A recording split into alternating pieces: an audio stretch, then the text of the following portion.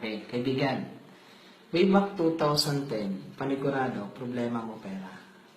Ngayon, 5 years na nakalipas, 2015, I'm sure, problema pa rin pera. So kung mapapansin mo, 5 years na nakalipas, problema pa rin pera.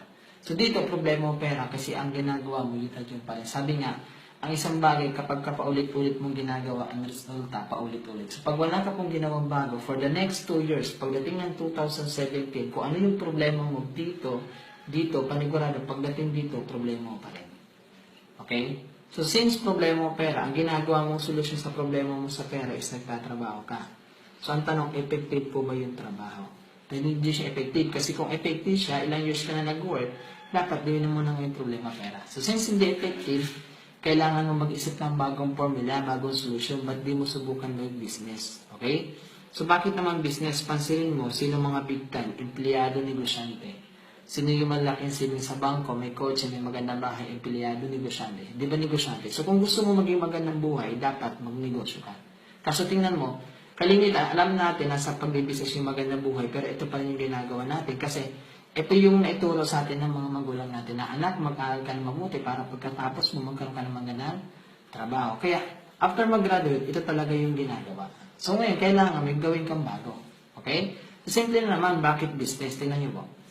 Pag pumasok ka sa trabaho, kailangan mo siyang aralin, kailangan mo siyang galingan, kailangan mong sipagan. Kasi ang goal mo dyan, ma-promote ka, ma-regular ka.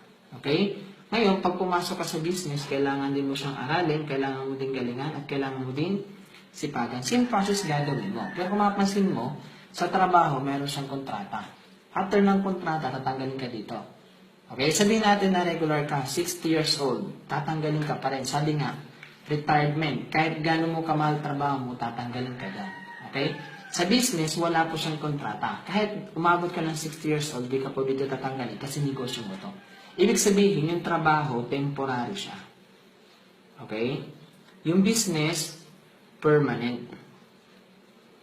Okay? Sabi nga, yung trabaho, temporary solution for a permanent problem. Problema mo ngayon pera, temporary na solution na bakit meron kang trabaho. Pansinin mo, pag wala kang trabaho, problema na naman, pera.